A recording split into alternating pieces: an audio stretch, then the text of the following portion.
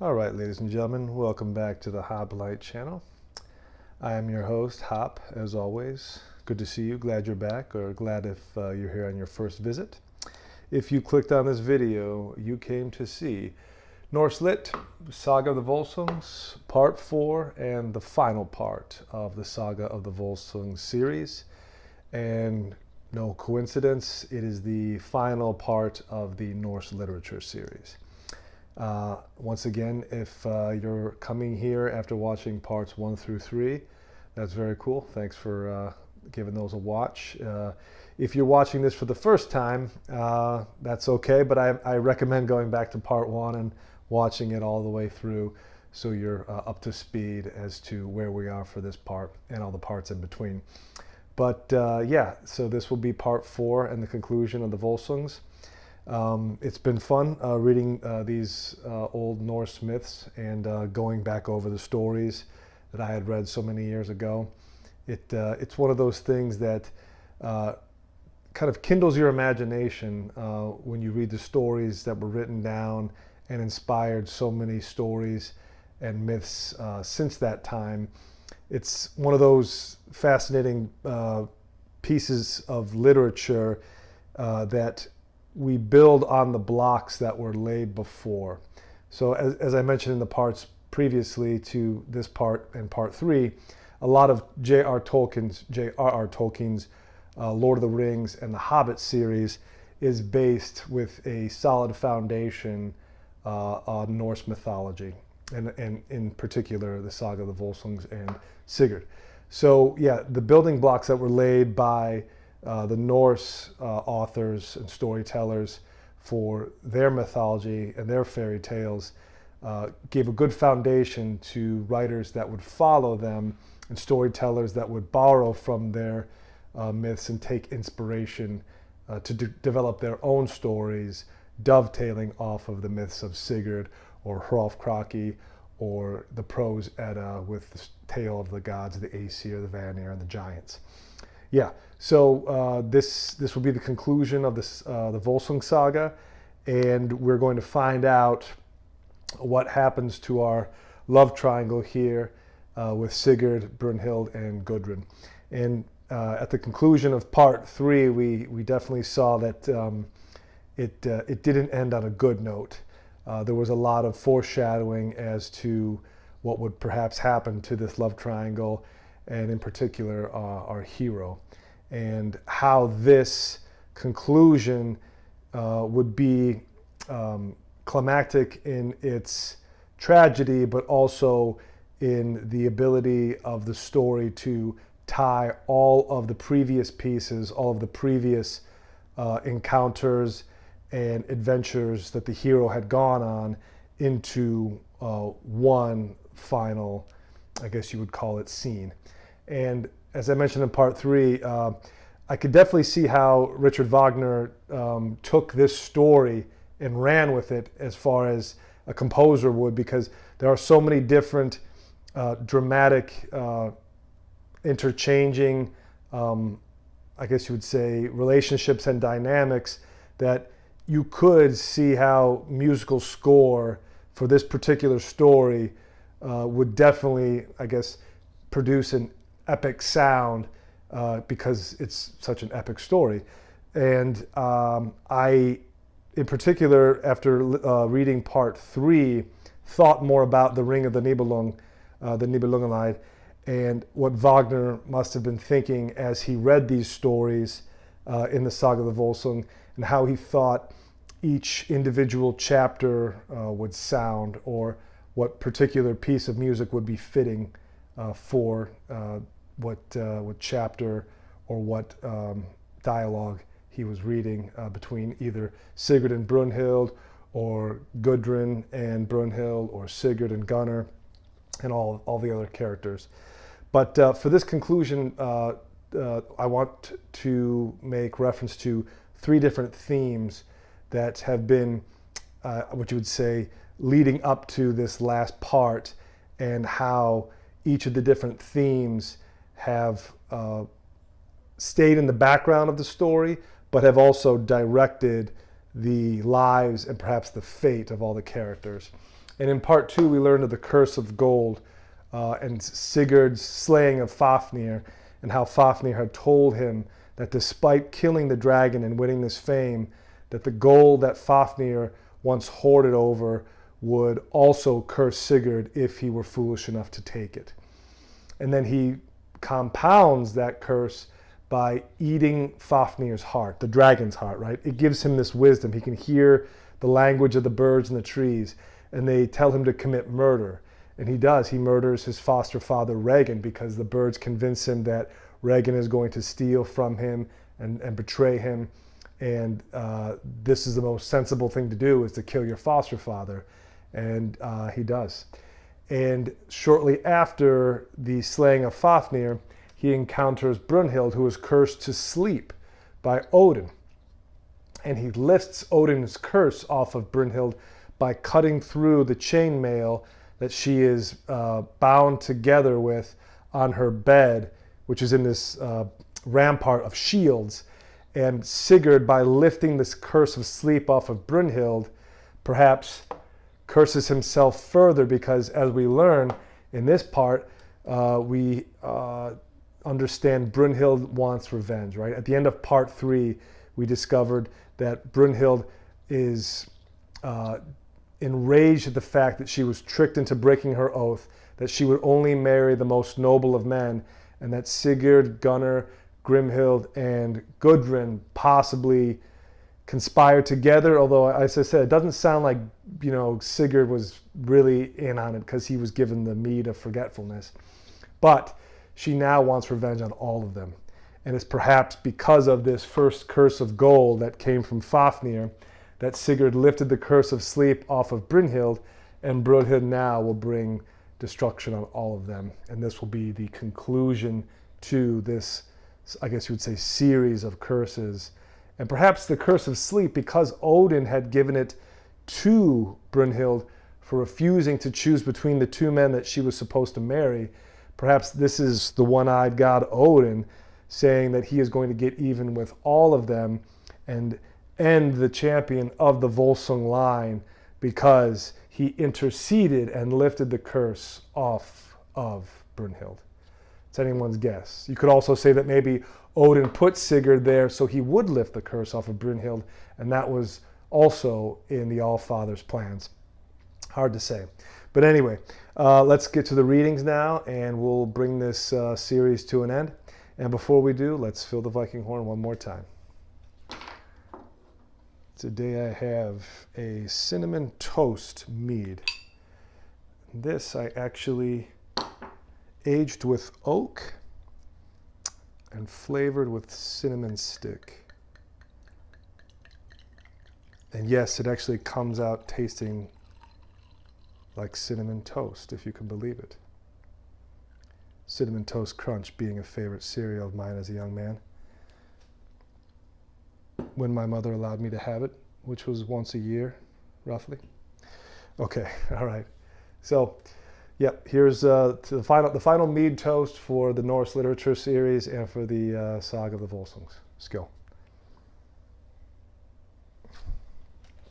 Okay, here we go. Saga of the Volsungs, part 4. And we jump to chapter 32, page 88, the betrayal of Sigurd. And it begins. After this, Brynhild went out and sat under her chamber wall. She lamented grievously, declaring everything, both land and power, hateful to her, since she did not have Sigurd. And Gunnar came to her again. Then Brynhild said, "You shall lose both power and wealth, life and me, and I shall journey home to my kin and remain there in sorrow, unless you kill Sigurd and his son. Do not raise the wolf cub." Gunnar now became very distressed. He thought he did not know the best course to pursue, for he was bound by oath to Sigurd. And various thoughts shifted in his mind, but he thought the worst dishonor would be if his wife left him. Gunnar said, "Brynhild is more precious to me than anything else, and she is the most renowned of all women. I would forfeit my life rather than lose her love." And he called his brother Hogni to him and said, "I am confronted with a difficult choice." He said that he wanted to kill Sigurd, that Sigurd had betrayed his trust. "We will then also control the gold and have all the power." Hogni said, "It is not fitting for us to violate our oaths by breaching the peace." And we have had much support from him. No kings are our equal as long as this king of the Hunland lives, and he will never get such a brother-in-law again. Consider how valuable it would be for us to have such a brother-in-law and nephews too. But I see how this problem arose. Brynhild stirred it up, and her advice will lead us to disgrace and destruction. Gunnar answered, we will make this event come about, and I see the means. Let us urge our brother Gudrun to act. He is young, knows little, and is not bound by any oath. Hogni said, that seems poor advice to me, and even if the deed is done, we will pay for betraying such a man. Gunnar said Sigurd must die, or else I will die. He bid Brynhild rise and be cheerful. She stood up and said, however, that Gunnar would not enter into the same bed with her until this came about.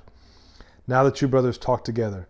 Gunnar said it is a valid felony punishable by death for having taken Brynhild's maidenhead, and let us urge Gudrun on this deed.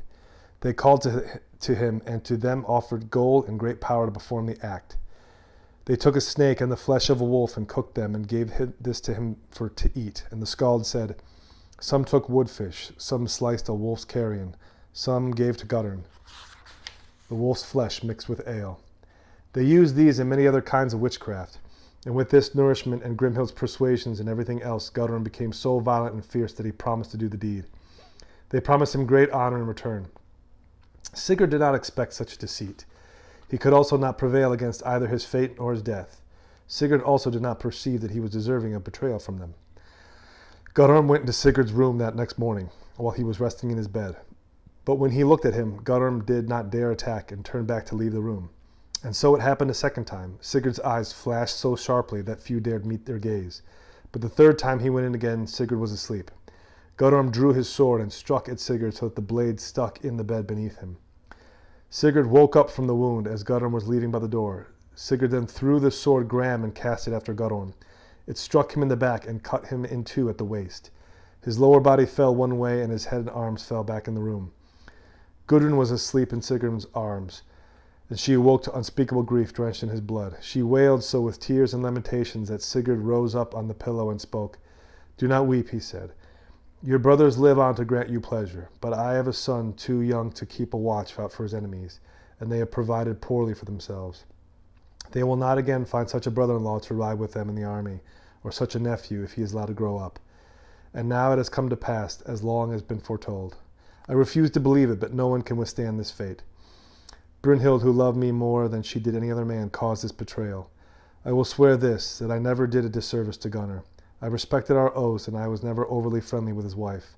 If I had known either earlier what was going to happen, and had risen to my feet, bearing my weapons, many would have lost their lives before I had fallen. All the brothers would have been slain. It would have been more difficult for them to kill me than the fiercest wild bison or boar. The king now died. Gudrun let out a tormented moan. Brynhild heard it and laughed when she heard Gudrun sobbing. Then Gunnar said, You do not laugh because you are happy in the depths of your heart. Or why has your color left you? You are a vile monster, and most likely you are fated to die. No one would be more deserving than you to see King Atli killed before your eyes, and to be forced to watch it while it happened. We must now sit over our brother-in-law, the killer of our brother. She replied, No one will protest that there has been too little killing, but King Atli does not care about your threats or your anger. He will outlive you and be mightier. Hogni said, Now it has come about as Brynhild foresaw, and we will never remedy this evil deed. Gudrun said, My relatives have killed my husband. Now you must ride at the head of the army, and when you come to battle, then you will find that Sigurd is no longer at your side, and you will then realize that Sigurd was your luck and your strength. If he had had sons such as himself, then you might have forfeited yourself with his offspring and their kin. Now no one thought himself capable of understanding why Brynhild had requested with laughter the deed that she now lamented with tears.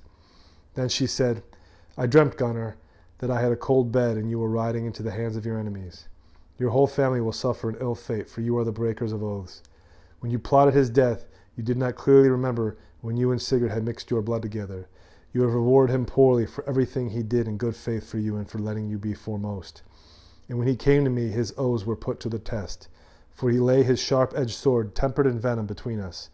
But soon you plotted to harm him and me when I was at home with my father, and had everything that I wanted. I did not intend that any of you would become my husband when you three kings rode toward my fortress. Then Atli took me aside and asked if I would marry the man who rode Grani. That one did not look like you, And then I promised myself to the son of King Sigmund and to no other. But things will not go well for you, even though I die." Then Gunnar rose up and put his arms around her neck and begged her to live and to accept compensation. And all the others tried to dissuade her from dying, but she pushed everyone away who came near her, saying it was useless to try to keep her from what she intended to do. Then Gunnar appealed to Hogni, asking him for counsel. He begged Hogni to go and attempt to soften her temper, saying there was now a great need to allay her sorrow until time had passed. Hogni replied, "No man should hinder her dying, for she has been never any good to us, or any man since she came here." Brynhild asked for a large amount of gold to be brought and requested all who wanted to accept a gift of wealth to come forward. Then she took a sword and stabbed herself under the arm, sank back into the pillows, and said, "Let each one who wants to receive gold take it now." They were all silent. Brynhild said, "Accept the gold and use it well." Brynhild then spoke to Gunnar. "Now I will quickly tell you what will happen in the future. Through the counsels of Grimhild the sorceress, you will soon be reconciled with Gudrun. The daughter of Gudrun and Sigurd will be called Svanhild, and she will be the fairest of all women born. Gudrun will marry Atli against her will. You will want to have Odin, but Atli will forbid it. You and Odin will then meet secretly, and she will love you. Atli will betray you and put you in a snake pit, and then Atli and his sons will be killed. Gudrun will slay them. After that happens, huge waves will carry Gudrun to the fortress of King Gunnar, where she will give birth to noble sons. Svanhild will be sent out to the land to be married to King Jormunrek. The counsels of Biki will sting her. With this, all your race will be dead and gone, and Gudrun's sorrows will be multiplied." Whoa, Jeebus. Yeah, so what happens there? Quite a lot. So what happens as we pick up after Gudrun and Brynhild have this argument over Sigurd? Well, Brynhild, she's, I don't want to say bipolar because I'm not a psychologist, but she's pretty evil. And it sounds like she kind of concocted this whole revenge plan with a lot of attention and care. Yeah. As I said in part 3, hell hath no fury, right? So Brynhild decides that she wants Gunnar to kill Sigurd. And Gunnar, because he's a simp and a weakling, says, "Well, if I can't have your love, I mean, what do I have? I'm kind of nobody. I'm nothing. So I'll do this.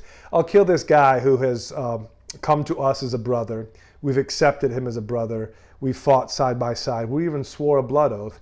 But yeah, if you refuse to share a bed with me, if I don't kill Sigurd, well, then Sigurd's just got to go. And it's as simple as that, right?" And the sensible one here is Hogni. And Hogni tries to reason with Gunnar. It's like, "Hey, man, like this chick Brynhild has been no good, like to anybody since she came here. You're asking if I'll help you concoct a plan to murder our adopted like brother, our brother in arms, Sigurd. This is a bad idea." But Gunnar, for some reason, is now convinced that this is what has to happen because he sees Brynhild in this state. She's saying like, "I'm not going to love any of you. I'm going to torment you till the day you die unless you kill Sigurd." And so he sees no other option. Not like get rid of Brynhild and just remarry, but like murder Sigurd and maybe she'll love you again. Stupid, really dumb. It's just like once I do everything she asks me to do, she'll love me again. Yeah, Gunnar, that's definitely going to happen. So what does he do? He says, "Hey, we swore oaths to Sigurd, you and I. You're right, we can't break those. But we have a younger brother named Gudrun, who we haven't met until now. He doesn't know about all these oaths, and he's kind of stupid. So I got an idea. We'll get Grimhild with her sorceress powers to cook him, wolf and snake meat together, and once he eats it, he'll become entranced and go into a fury and try to kill Sigurd." And that's what they do. They convince their younger brother Gudrun to eat this wolf and snake meat, and then he goes into Sigurd's room. But it's not even like a clever plot. It's like, I'm going to sneak into his room during the morning hours and try to stab him to death. It's like, well, why in the morning? Like, that's usually when people wake up. And Sigurd, for some reason, is laying there asleep, and then he hears Gudrun come in, and he opens his eyes, and he's like staring at him. He's like, "What are you here for?" And Gudrun is like walking across the floor like, oh, this isn't my room. Yeah, my bad. Sorry, Sigurd. Have a good night.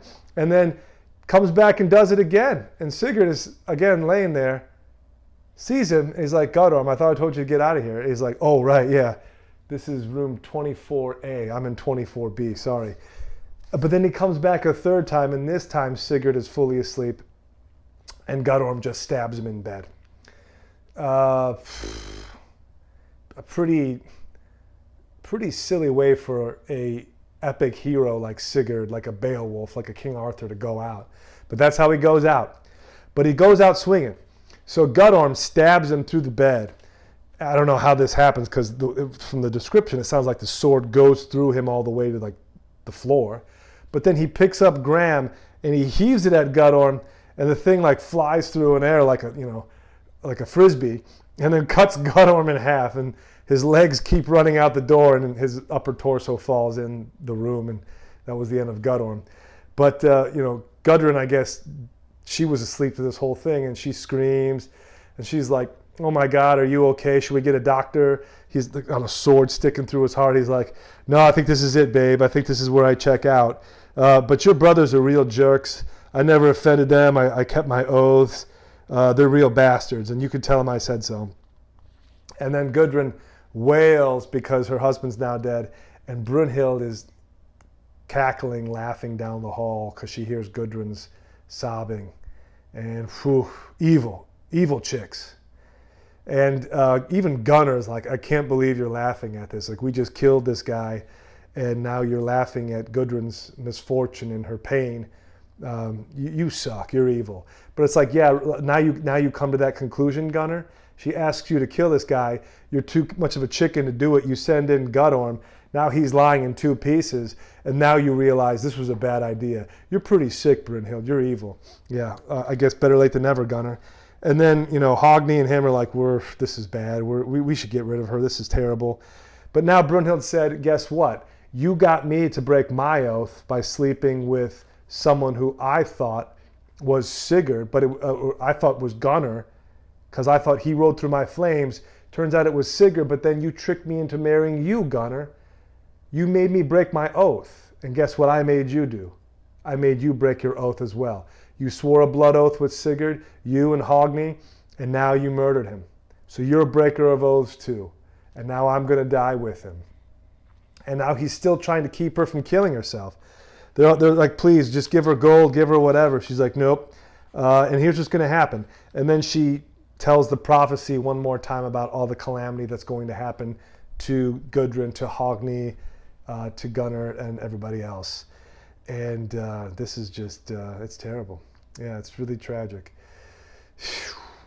If Sigurd would have just kept riding, right? If he had just kept riding, taken all of Fafnir's gold, he sees the ramparts with the shields, and there's a chick in there, Brynhild. Nope, not going to stop for that. Let her sleep. Keep riding, go into town, trade all your gold for an estate, for horses, maybe a fine young lady who's not, wrapped in chainmail, and live out your days. But no, the curse of gold made him stop and lift the sleep off of Brynhild. And it's Brynhild now that is the instrument of Sigurd's death. Shakespearean. Okay, we'll move now to the disappearance of Gudrun, chapter 34, page 93. And it says, everyone who now heard the news said that no man of Sigurd's like remained in the world, and never again would a man be born equal to Sigurd in all things. His name would never be forgotten in the German tongue, in northern lands, as long as the world endures. It is told that one day, while sitting in her chamber, Gudrun said, "My life was better when Sigurd was mine. He surpassed all men as gold does iron, the leeks other herbs, and the stag other animals, until my brothers begrudged me such a man, the foremost of all. They could not sleep until they had killed him. Grani made a great din when he saw his wounded master. Later I spoke with him as if he were a man, but his head dropped toward the earth, and he knew that Sigurd had fallen. Then Gudrun disappeared into the forest. All about her she heard the cry of wolves, and she thought it would be more agreeable to die than to live. Gudrun journeyed until she came to the hall of King Half. She stayed there in Denmark with Thora, the daughter of Hakon, for 7.5 years, and she was treated with generous hospitality. Gudrun wove a tapestry in which she depicted many great deeds as well as fair games, which were common in those days. It also showed swords and mail coats and all the trappings of a king, as well as the ships of King Sigmund, sailing off the coast. Gudrun and Thora embroidered the battle of Sigurd and Sigurd at Fjon in the south. Such was their entertainment, and Gudrun was now somewhat comforted with her sorrow. Grimhild, finding out where Gudrun had settled, summoned her sons to speak with her. She asked them how they wanted to compensate Gudrun for her son and her husband, and said they were obligated to do so. Gunnar spoke, declaring he would give her gold to recompense her for grief. They summoned their friends, readied their horses, and prepared their helmets, shields, swords, coats of mail, and all kinds of armor. The expedition was outfitted most splendidly, and no champion of merit stayed at home. The horses were armored, and every knight had either a gilded or brightly polished helmet. Grimhild decided to join them on their journey, saying that their errand would be completed only if she did not stay at home. In all there were 500 men, among them men of most renown, Valdemar of Denmark and Amod of Jarsleif. They entered King Half's hall. There were Langbards, Franks, and Saxons. They traveled in full armor and wore red fur cloaks, as is told, short mail coats, molded helmets, swords girded, their hair cut short and brown. They wanted to select fine gifts for their sister, and they spoke well to her. Yet she trusted none of them. Then Grimhild brought Gudrun an evil potion, which she was made to accept, and afterwards she remembered none of her grievances.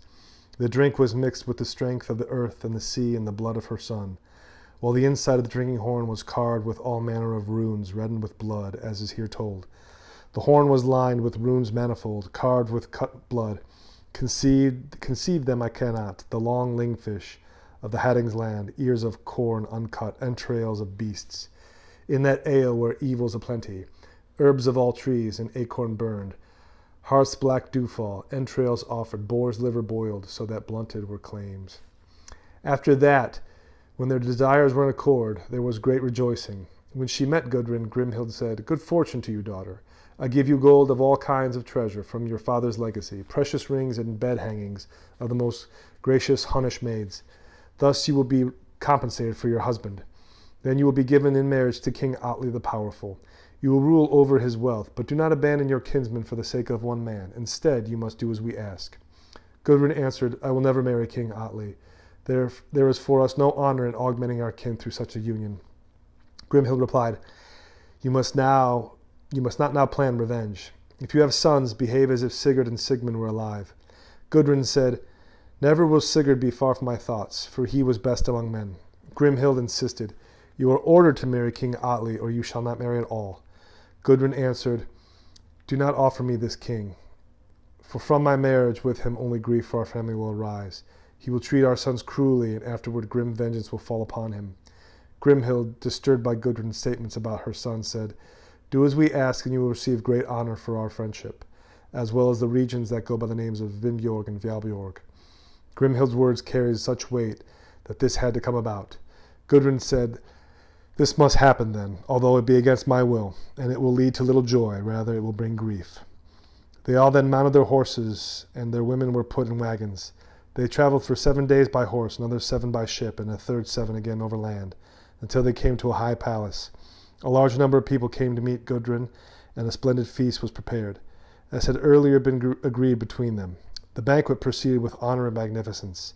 At this feast, Atli drank the marriage toast to Gudrun, but her thoughts never laughed with him, and their life together contained little affection. Jeez, it just gets worse and worse. I'm not expecting a Disney ending here.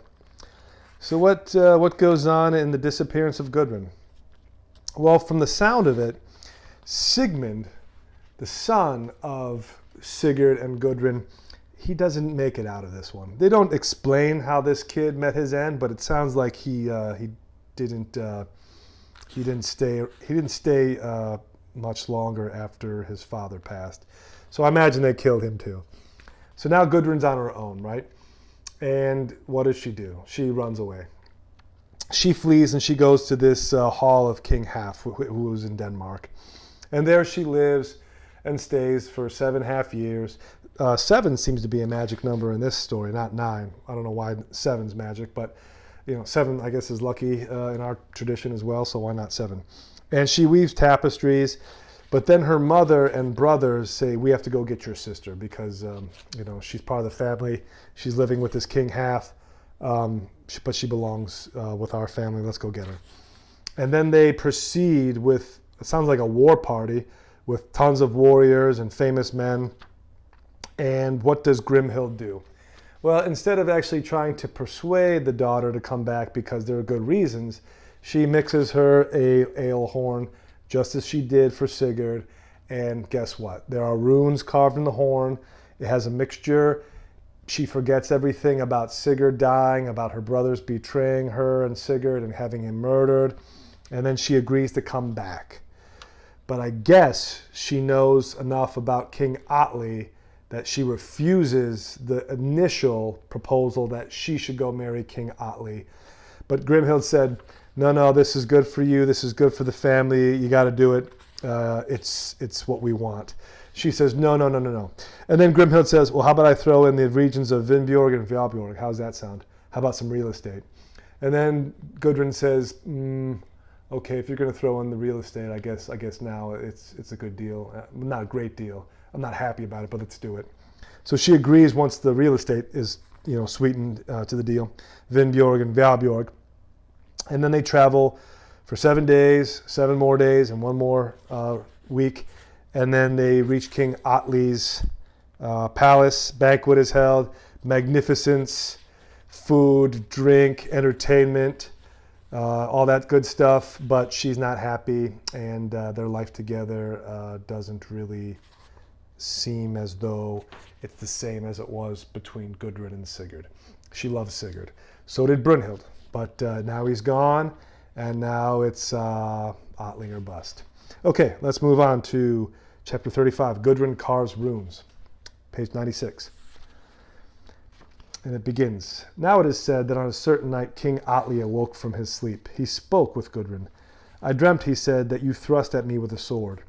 Gudrun interpreted the dream, saying that to dream of iron indicated fire, and your self-deception in thinking yourself the foremost of all. Atli then said, I dreamt further. It seemed to me that 2 reeds were growing here, and I wanted never to harm them. Then they were torn up by the roots and reddened with blood, brought to the table and offered to me to eat. I then dreamt that 2 hawks flew from my hand, that they had no prey to catch, and thus went down to hell. It seemed to me that their hearts were mixed with honey, and that I ate of them. Afterward, it seemed to me that the handsome whelps lay before me and cried out loudly, and I ate their corpses unwillingly. Gudrun said, your dreams do not bode well, yet they will be fulfilled. Your sons are fated to die, and many oppressive events are in store for us. Furthermore, I dreamt, he said, that I lay bedridden, and that my death had been contrived. Now time passed, and their life together was cold. King Atli pondered the whereabouts of the hoard of gold that Sigurd had owned, but of which only King Gunnar and his brother now knew. Atli was a great and powerful king. He was wise and had a large following. He took counsel with his men as to which course of action should be followed. He knew that Gunnar and his kin had more wealth than anyone else. He now resolved to send men to meet the brothers, invite them to a banquet, and honor them in many ways. A man called Vingi led King Atli's messengers. The queen, aware of the king's private meeting with his counselors, suspected there would be treachery toward her brothers. Gudrun cut runes and took a gold ring and tied a wolf's hair onto it. She gave to the king's messengers, who then departed as the king had ordered. Before they stepped ashore, Vingi saw the runes and changed them in such a way that Gudrun appeared to be urging the brothers to come and meet with Atli. Then they arrived at King Gunnar's hall. They were received well, and large fires were built for them. They drank the finest drink and good cheer. Then Vingi said, King Atli sent me here to ask you to visit with him great honor and to receive great honor from him, as well as helmets and shields, swords and mail coats, gold and fine clothes, troops and horses, and a large fief. He declares it best that you succeed him. Gunnar turned aside and asked Hogni, what shall we make of this offer? He is asking us to accept vast power, yet I know of no kings with as much gold as we have, because we have all the gold that lay on Gniheath. We have large chambers filled with gold, and with the best of edged weapons and all kinds of armor. I know my horse to be the finest, and my sword the sharpest, the gold the most precious. Hogni answered, I wonder at his offer, for it is not like him to behave this way. It seems inadvisable to go visit him. And when I looked at the treasures King Atli had sent us, I wondered at the wolf's hair I saw tied around the gold ring. It may be that Gudrun thinks he has the thoughts of a wolf towards us, and that she does not want us to go. Vingi then showed him the runes that he said Gudrun had sent them. Now most people went to sleep, but some stayed up drinking with a few of the men. Hogni's wife, Kostbera, the fairest of women, went and looked at the runes. Gunnar's wife, named Glaubmore, was a woman of noble character. She and Kostbera served the drink, and the kings became very drunk. Vingi, observing their condition, said, "It cannot be concealed that King Atli is too old and too infirm to defend his kingdom, and his sons are too young and unprepared. Atli wants to give you authority over his kingdom while they are so young. He would be most contented if you made use of it." It happened that Gunnar by this time was very drunk and was being offered much power. He could also not escape his destiny. He vowed to make the journey and told his brother Hogni. Hogni replied, "Your word must stand and I will follow you, but I am not here to make this trip."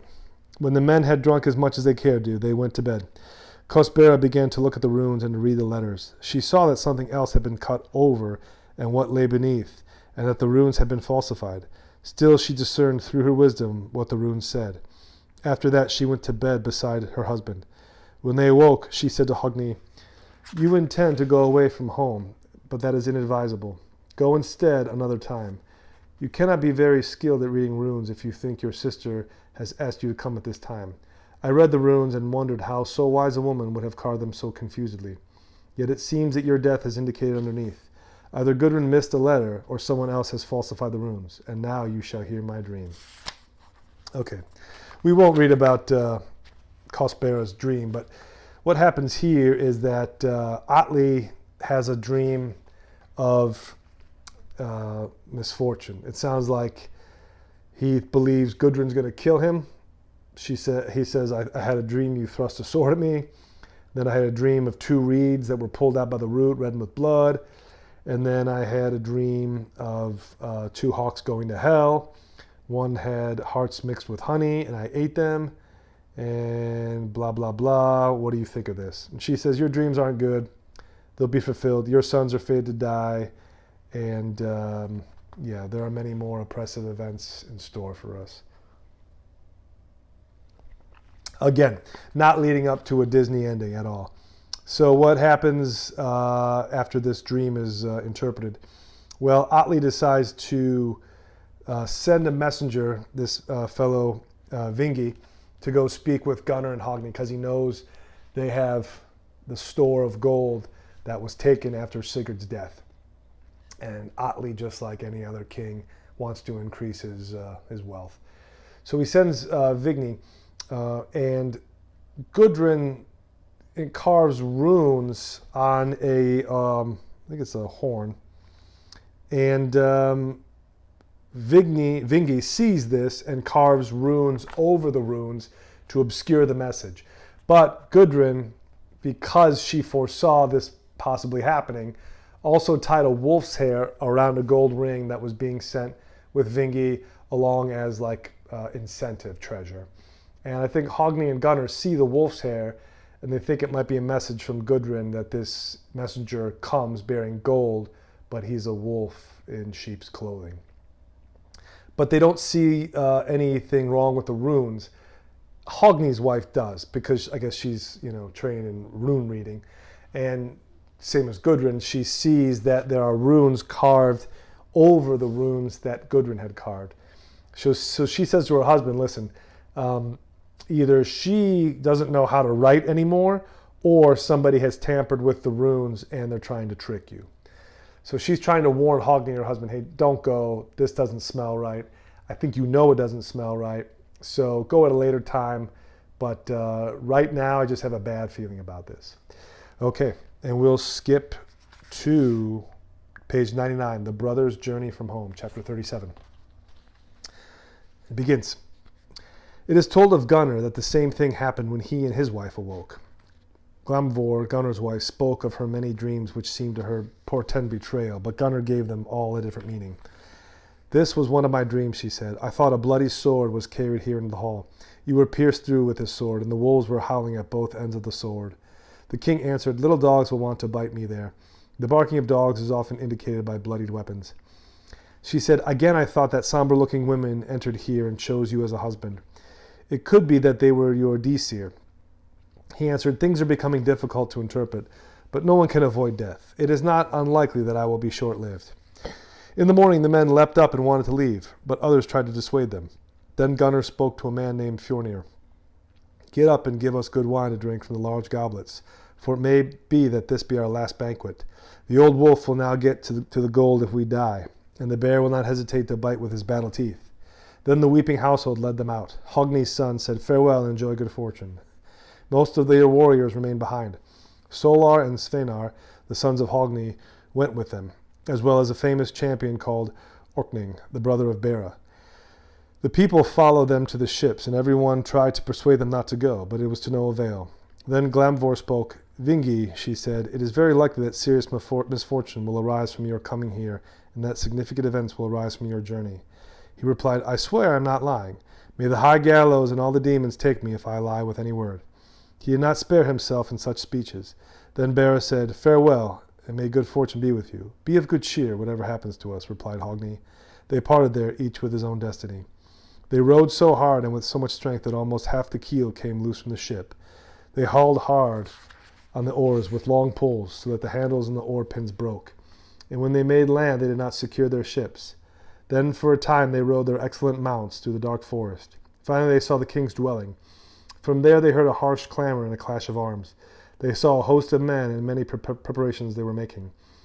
At all the gates of the fortress there were crowds of men. The travelers rode up to the fortress, but found it closed. Hogni broke open the gate, and they rode into the stronghold. Then Vingi said, you would better have left that undone. Now wait here while I look for a gallows tree for you. I asked you curiously to come here, but deceit lurked underneath. Now it will be only a short wait before you will be swinging aloft. Hogni answered, we will not give way to you, and I doubt we will shrink back if this comes to a battle. It is of no use for you to try to frighten us. It will prove ill for you. Then they threw Vingi down and beat him to death with the blunt end of their axes. Jeebus! Boy, oh boy. The curse of gold. Nobody can escape it. Okay, so in this chapter, Gunnar's wife, I guess, has the same dream and says, hey, this isn't bad. I had a dream you were killed. Women were howling. There were dogs howling. Wolves were howling. Everybody was howling, and you were dying. And Gunnar says, well, the little dogs will want to bite me. Yeah, I know. It sounds bad. That's a pretty crazy dream, honey. Maybe it's just meant to be that I won't live very long, so we'll see what happens. And then they decide to leave. Everybody is weeping and saying goodbye. Fare thee well. Take care. Good fortune be with you. And then they mention this champion, Orkning, the brother of Bera. And I wonder if that's supposed to be an allusion to Bera, who happens to be the wife of Bjorn, the mother of Bodvar Bjarki, as we covered in the Saga of King Hrolf Kraki. So you could possibly see these characters kind of like a Quentin Tarantino movie, where it's like characters from certain movies will show up in other movies, and you're like, oh, it's that guy. Or it's like, oh, I remember who that was. Or you meet this person but don't get to hear their story until a later movie, something like that. So they weave Bera into this story as well, perhaps. And she says something to this guy Vogni, and he's like, I wouldn't lie. This is a friendly trip. We're gonna go see King Atli, and he's gonna talk about working out some deal with Gunnar and Hogni, and they're gonna inherit his kingdom, and everyone's gonna be great. It's all gonna be copacetic. What's the problem? Hey, may God strike me down if I lie. And then what happens? They row hard and they row fast. They make landfall, and then they can hear a harsh clamor as if men at arms. And then Vingi turns around, like it seems like he kind of jumps the gun here. He's like, you shouldn't have broken open that door. I'm going to go find a tree now because that's where we're going to hang you. And Hogni says, oh, is that right? Well, they might hang us, but not before we kick your ass. And they literally beat him to death with the blunt end of their axes. So Vingi probably could have waited maybe a few minutes to spring that news on them that he was going to go hang them from a tree. But he decided that,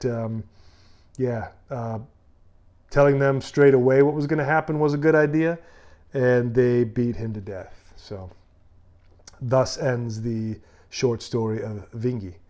All right, let's move to chapter 38, The Battle in the Fortress and the Victory. Page 100. It says, they now rode to the king's hall. King Atli arranged his forces for battle. The formations were deployed so that a courtyard lay between them. Be welcome here with us, he said, and give me the store of gold that belongs to me, the treasure that Sigurd possessed and Gudrun now owns. Gunnar said, you will never get that treasure, and if you offer us hostility, you will come up against resolute men before we give up our lives.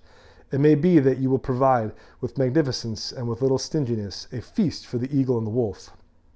For a long time, replied Atli, I have intended to take your lives, to control the gold, and to repay you for your villainy when you betrayed your finest brother-in-law, and I shall avenge him.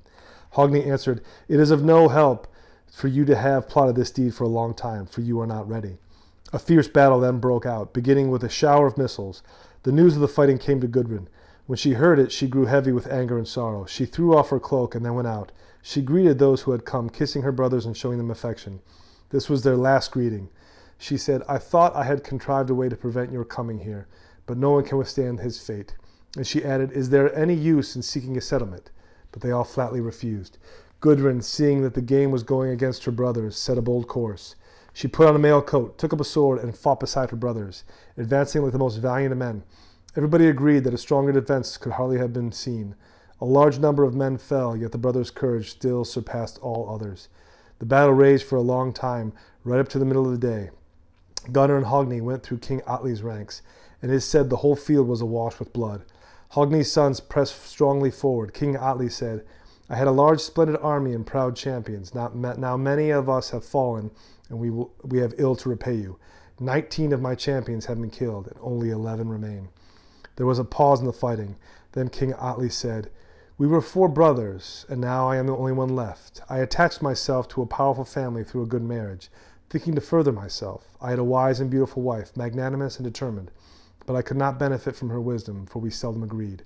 Now you have killed many of my relatives, cheated me of the treasure and kingdom, and contrived my sister's death. Which grieves me the most?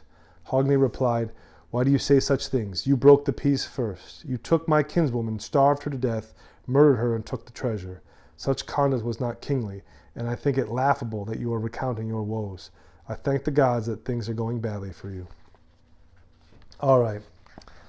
So now we have the battle, right? The battle breaks out. Atli says, well, I'm going to take your gold because you betrayed Sigurd. Not because I want the gold for myself and the wealth that it, represents, but because you betrayed Sigurd. Yeah, that's why. Okay, fellas, get him.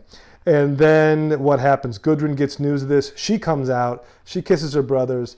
She puts on a chainmail coat, picks up a sword like Joan of Arc, and then she starts slaying men by the droves. And the field is awash in blood. And it looks like Atli is losing this fight.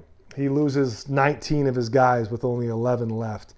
And now they have this brief pause in the fight, and both blame each other for this confrontation, for this conflict. So you have like people marrying into other people's families and later having to go to war with their brothers-in-law. It seems like that's what goes on here. And Sigurd is betrayed by these same brothers. So yeah, it looks like Atli, Gunnar, Gudrun, and Hogni are going to have it out one way or another. And I suspect the gold is really at the center of this. They don't really care about their associations between kinswoman and kinsman and who betrayed who and who has more honor than the other guy. It's all about the gold. The gold is what they're fighting over. Because if it was just about honor, if it was just about who's the better person, then they would throw down their weapons, they would shake hands and be like, hey, you're a worthy king, I'm a worthy king. Let's just let bygones be bygones. I'll try to be good to your sister Gudrun as best I can, even though she doesn't really care for me, but what are you going to do? That doesn't happen because there's gold at stake, right? It all depends on who gets the gold. And Atli, from the get-go, says, I'm going to get the gold, not because it's gold, but because it represents Sigurd's inheritance and you betrayed him. So I'm going to betray you and get the gold by killing you. Sure. Okay. We'll move now to 101, chapter 39, Hogni is captured. And it says, now King Atli urged his troops to make a fierce assault. They fought valiantly, but the Gjukungs pressed forward so resolutely that King Atli was driven back in the hall. Now they fought inside the battle, and battle raged savagely. There was a heavy loss of life, and the battle ended with the brothers' whole army fallen. Gunnar and Hogni were the only two left standing. Before that, many a man was sent to hell by their weapons. King Gunnar was now attacked, and by dint of their superior strength, Atli's men seized and fettered him. Then Hogni fought on gallantly and courageously, killing 20 of King Atli's greatest champions. He flung many into the fire that had been built there in the hall. All were agreed that such a man had hardly ever before been seen. Nevertheless, at the end, Hogni was overpowered and made prisoner. King Atli said, "It is astonishing how many men have fallen before him. Now cut out his heart, and may that be his death." Hogni said, "Do as you like. I will gladly await whatever you choose to do. You will see that my heart is not timid, and that I have encountered severe ordeals before. When I was not wounded, I willingly endured trials of adversity. But now I am sorely wounded, and you alone will decide our dispute." A counselor of King Atli's then spoke, "I have a better idea. Let us take instead the thrall Hjalli and spare Hogni. The thrall is destined for death. As long as he lives, he will be trouble." The thrall, hearing what was said, cried loudly and ran away to wherever he saw hope of shelter. He said he had drawn a bad lot from their enmity, and he was the one to pay. He declared it would be an evil day when he would die and leave his soft life in his pig-keeping. The men grabbed him and drew their knives out. He cried out loudly even before he felt the point. Then Hogni spoke in a way that is customary for the strong when in deadly peril. He interceded for the thrall's life, saying he had not wanted to hear the shrieking, that this game was easier for himself to play. The thrall was then set free and granted his life. Both Gunnar and Hogni were put in fetters. King Atli said to King Gunnar that he must tell him the location of the gold if he wanted to keep his life. Gunnar replied, "I would sooner see the bloody heart of my brother Hogni." They seized the thrall a second time, cut out his heart, and carried it to King Gunnar. He said, "Here can be seen the heart of Hjalli the cowardly. It is unlike the heart of Hogni the valiant, for it quakes tremendously. Yet it quaked even more when it lay in his breast." Now at the urging of King Atli, they seized Hogni and cut out his heart. Hogni's strength was so immense that he laughed while he suffered his torture. Everyone wondered at his courage, and it has been remembered ever since. They showed Gunnar the heart of Hogni. Gunnar answered, "Here now can be seen the heart of Hogni the valiant. It is unlike the heart of Hjalli the cowardly, because it stirs little. Yet it stirred still less when it lay in his breast. So, Atli, you will lose your life as we now lose ours. I alone now know where the gold is, and Hogni cannot tell you. My mind wavered while we both lived, but now I alone have the decision. Rather shall the Rhine rule over the gold than the Huns wear it on their arms." King Atli said, "Take the prisoner away," and it was done. Gudrun now summoned men to her, met with Atli, and said, "May misfortune go with you now in the same measure as you kept your word to Gunnar and me." King Gunnar was then placed in a snake pit with many serpents. His hands were bound fast. Gudrun sent him a harp, and he showed his skill by artfully plucking the strings with his toes. He played so exceedingly well that few thought they had heard such strumming even with hands. He continued playing skillfully until all the serpents had fallen asleep, except for one large and hideous adder which crawled up to him and burrowed with its head until it struck his heart, and there with much valor Gunnar lost his life. Jeebus! We're not getting the Disney ending, I'm pretty sure now. Yeah. If you had any misconceptions about where this was going, put them aside. There is no Disney ending. We are in it till the crash. Yeah. So Hogni is captured. Okay. So what happens after Atli is forced into his hall? Well, they're winning the fight, but they lose it as they force Atli into his hall, which I don't understand. And they're both taken capture. They're both captured as prisoners, and they're like, I guess, boasting at each other. It's like, well, you're not going to get anything out of me because I'm a brave man. I'm the bravest there ever was. And Atli, for some reason, says, okay, let's just kill Hogni and make an example out of him to Gunnar. Atli's counselor or advisor says, no, let's not do that. Let's kill his thrall, Hjalli, who was just some weakling, some wimp. I mean, the guy didn't do anything.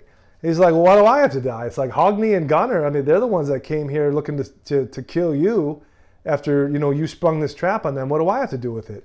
So then he hauls ass and runs away, and they capture him, and he's like, oh, why can't I just go back to being a pig keeper? And my life was so much easier when I was just doing that. I don't want to die. And they bring out the knives to stab him. And then Hogni being the probably the best of the three there was. I mean, no offense to Sigurd, the most incredible champion of all time, but he's not here anymore. So all we have is Hogni, Gunnar, and Atli, and it looks like Hogni is the best of the three. And he says, no, don't kill my thrall. He's a good kid. He never hurt nobody. Let him go. And so they let him go. But then Atli says, okay, now it's time to give up the location of the gold. Where's it at? And then Hogni says, well, you're not going to get it. So you might as well just, give up on that. And he says, okay, what about you, Gunnar? Gunnar says, yep, not telling you either. So then Atli says, all right, well, we were going to spare Hjalli here, but cut out the kid's heart. So they cut out the thrall's heart, and they show Gunnar the heart, and they say, this is Hjalli's heart, the thrall. Gunnar's not impressed because, he's not really his brother. He's just some slave kid. But poor, he didn't do anything. But yeah, they wasted him. And then once they realized that didn't really have an effect, Atli gives the word to cut out Hogni's heart. And the story is that while they did it, Hogni laughed. So he was a pretty badass. But they showed the heart to Gunnar, and Gunnar said, well, you know what? You thought Hogni knew where the treasure was, but even if he did, which he didn't, now only I know. So now it's just you and I, Atli, and I'm not going to tell you no matter how many people's hearts you cut out. So, and this is where he actually mentions the Rhine shall rule over the Huns. So this is in reference to Atli being represented in this story as a king in this myth, but it actually is Attila the Hun. And the Huns were definitely feared and hated for their role in conquering a lot of Eastern Europe. So what does Atli do? He says, put Gunnar in a serpent pit, a pit with serpents, which is actually how Ragnar Lothbrok died in real life. And Gudrun throws him a harp in the pit. Thanks, sis. Yeah, I'm in a pit with snakes and you toss me a harp. And my hands are tied, so he learns to pick the strings of the harp with his toes. Imagine that. You're in this pit of snakes and you have enough time on your hands, no pun intended, sort of intended, to learn to play the harp and to play it with your toes so well that people think that you're actually playing it with your hands and they never heard someone play a harp better. So what does he do with the harp? He lulls the snakes to sleep, except for one. And this hideous adder crawls up and bites into Gunnar, injects the poison into Gunnar's heart, and that was the end of Gunnar. Oof. I don't know what's worse. Yeah, probably having your heart cut out. Dying from a snake bite, that would suck, but man, having your heart bitten, or yeah. Would you rather have your heart cut out, or would you rather have a snake bite into your heart? Oof. I have to think about that one. Anyway, let's move on to the conversation between Atli and Gudrun, the final chapter, 40, page 103. King Atli now thought that he had won a great victory. He told Gudrun about it in a mocking tone, or as if he were bragging. Gudrun, he said, now you have lost your brothers, and you yourself brought it about. She answered, you delight in announcing these killings to me, but you may regret what happened when you experience what follows. The legacy that will endure the longest is undying cruelty. Things will never go well for you while I live. Atli replied, we too should now make our peace. I will recompense you for the death of your brothers with gold and precious gifts according to your desire. For a long time I have not been easy to deal with, she said, but I could tolerate matters while Hogni lived. You will never pay for my brothers to my satisfaction, yet we women are often forced to bow to your strength. My kinsmen are now all dead, and you alone have control over me. I shall accept my lot. Let us prepare a great feast. I will thus honor my brothers and your kin. She spoke now with gentle words, although underneath she was no less afflicted. When she made herself speak so mildly, he was swayed and believed her words to be sincere. Gudrun prepared a funeral feast for her brothers, and King Atli did the same for his men. And it was a turbulent feast. Gudrun thought about her sorrows and waited for a chance to bestow some profound dishonor upon the king. In the evening she seized the sons she had by King Atli as they played beside their bedposts. The boys became downcast and asked what they were supposed to do. Do not ask, she replied. Both of you will be killed. You may do with your children as you like, said the boys. No one will hinder you, but there will be shame for you in this act. Then she slit their throats. The king asked where his sons were. Gudrun replied, I will tell you and gladden your heart. You caused me heavy sorrow when you killed my brothers. Now you shall hear what I have to tell you. You have lost your sons. On the table both their skulls are serving as cups, and you yourself drank their blood mixed with wine. Then I took their hearts and roasted them on a spit, and you ate them. King Atli answered, Cruel you are to murder your sons and give me their flesh to eat. Little time is lost between your wicked deeds. Gudrun said, It is my desire to bring grievous shame upon you. No punishment can ever be cruel enough for such a king. The king spoke, Your monstrous deed is unparalleled in the memories of men. There is much lack of wisdom in such brutality. It is fitting for you to be stoned to death and burned in a pyre. Thus you would get what you deserve from choosing this path. She replied, You prophesy this for yourself, but I will be allotted a different death. They exchanged many malicious words. Hogni had left behind a son named Niflung. He bore a profound hatred toward King Atli and told Gudrun that he wanted to avenge his father. She welcomed this idea, and together they conceived their plans. Gudrun said it would be a lucky deed if the vengeance could be done. In the evening, when the king had drunk, he went to bed. When he was asleep, Gudrun and the son of Hogni came. Gudrun took a sword and thrust it into King Atli's chest. Both Gudrun and Hogni's son worked the deed together. King Atli awoke at the wound and said, There is no need for bandages for cures. But who inflicted this wound on me? Gudrun said, I had a part in it, as did the son of Hogni. King Atli said, It was not honorable for you to do this, although there was some cause for it. You were married to me at your relative's council, and I paid a marriage settlement for you for 30 good knights and comely maidens and many other men. Yet you would not comport yourself with moderation unless you controlled the lands that King Budli had possessed, and you often caused your mother-in-law to shed tears. Gudrun said, You have spoken much that is untrue, but I do not care about that. I was frequently harsh-tempered, yet you made my temper much worse. There was often been much contention here in our court. Your relatives and your friends often fought, and each baited the other. Life was better when I was with Sigurd. We slew kings and ruled over their territories, and we gave quarter to those who desired it. Leaders yielded to us, and we granted riches to each one who was so desired. Then I lost Sigurd. It was a small matter to be called a widow, but what distresses me most is that I came to you, whereas before I was married to the most noble of kings. You have never left a battle without being bested. King Atli replied, That is not true, but such discussions will be neither your lot nor mine, for I have been defeated. Now behave properly toward me, and have my body prepared with splendor. She said, That I will do. I will have a magnificent burial prepared and a fine stone sarcophagus built for you. I will have you wrapped in fair cloths and considered your every need. After this, Atli died, and Gudrun did as she had promised. Then she had the hall set afire. When the king's retainers awoke in fear, they could not stand the flames. Instead, they hewed at one another, and thus they died.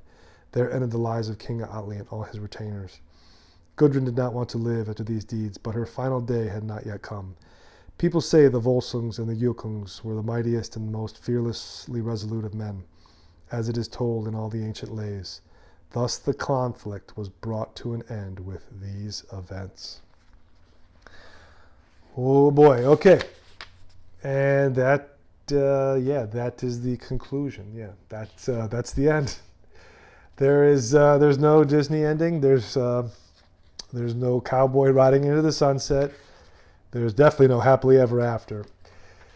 So yeah, the conversation between Atli and Gudrun. So Atli kills Hogni and kills Gunnar in the pit of snakes. And Gudrun, she knows that she's bested here. She has no way to forcibly exact revenge on Atli, so she cooks up, well, literally cooks up an evil plan. She plays nice with Atli, but then she prepares a feast for Atli's men and, of course, for her fallen brothers. And she kills her kids. She tells them she's going to kill them. This is kind of like when Signy had Sigmund kill her kids by the king that she was forced to live with, because she wanted revenge for the death of Volsung. But she didn't really care that these were her flesh and blood. It was flesh and blood by a man that she hated. And that was, I guess, reason enough to get revenge, right? Because you're a mother to these boys. They're, 50% you, but they're also 50% the guy you hate. And as long as you kill that 50%, well, then it's all good, I guess. Yeah. And Atli finds out that Gudrun, well, she tells him rather that she fed him his kids. And for some reason, Atli, despite being a rich and powerful and wise king, by all accounts here, doesn't decide, well, I guess that means I got to kill you right now because you can't be trusted. She still is allowed to live in the hall with him. That doesn't make any sense either. But it actually, this I guess, story of Gudrun killing her children and feeding them to her evil husband Atli sounds a lot like Medea, right? From the Greek myth, where she kills the children of Jason. I believe it's Jason. I got to brush up on my Greek myth, but I'm pretty sure it's Medea. She kills the children of Jason and feeds them to him. Yeah. This I believe is exactly taken from that Greek myth. But in any event, she's allowed to stay in the hall for some reason. She finds out Hogni has a son. She says, hey, this guy Atli killed your dad, my brother. He's like, well, I actually just wanted to talk to you about that. I have a mind to kill him. And then she and Hogni's son, whose name is Niflung, wait for Atli to get good and drunk enough. He falls asleep, and similar to the way that Gunnar and Hogni arranged for Sigurd's death, right? They send in Gudorm to kill him in his sleep. They stab and kill Atli in his sleep. So Atli and Sigurd both die in very dishonorable ways in their sleep, drunk on wine or whatever. And so Gudrun now has to live literally alone. Everyone's gone. Hogni's dead. Gunnar's dead. Sigurd's dead. Brynhild killed herself. And now her husband Atli, who killed her brothers, he's dead too. So it's literally just her and her nephew Niflung. And that is how the saga of the Volsung ends. In absolute, complete, total tragedy. Because of the curse of gold. That's where it all started. I really believe that was the main theme of the story, in that this wealth will curse you. It will seem like a blessing as you hold it, as you possess and as you spend it. But what will happen between you and your kinsmen, your friends, your family, will be hatred, will be greed, will be contempt, will be betrayal, and will be murder. And this is what happens to the Volsungs.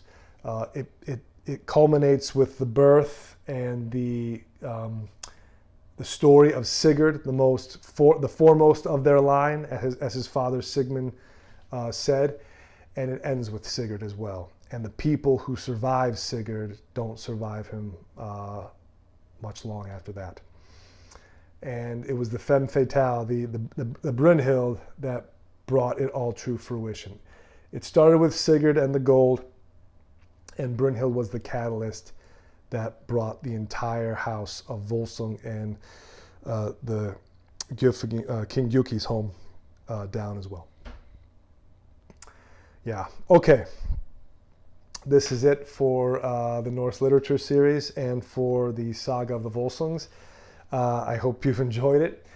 This one, this part rather, is probably the most depressing of all the parts. But this was life in 1200 Iceland in Scandinavia. It was brutal. It was short. It was harsh, and the myths and stories reflected that lifestyle, and kind of gave you a bit of a, you want to say, not like a guide stone, but kind of like a compass as to how the Norse mind viewed life, viewed death, viewed wealth, viewed poverty, and viewed the supernatural. Right. Okay. Again, this is the Hoplite channel, the conclusion of the Norse Lit series. I'm not sure where I will take the Hoplite channel after this. Maybe we'll dive back into some of the writings of Epictetus. Actually, I just refreshed myself with the Enchiridion, and we could jump back into some Stoicism.